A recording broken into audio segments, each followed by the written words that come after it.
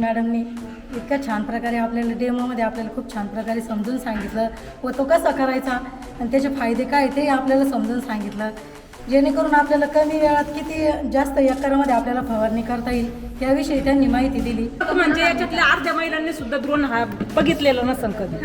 आज भरपूर बायांनी बघितलं, समजा ड्रोन कसा चालवायचा, काय काय फायदे होईल ड्रोनपासून हे भरपूर महिलांना कळलं. आज वाटलं असं म्हणजे नवीन चालवलं असं काही वाटलं नाही, एकदम सोपं साध्या पद्धतीचं वाटलं. पण म्हणजे एकदा आपण शिकू त्यावेळेस सोपं होईल आणि एकदम म्हणजे आता महिलांचं असं आहे, आता आपण महिला काय नाही करू शकत हे पहा, कारण महिला आज अंतरिक्षात सुद्धा गेलेली आहे.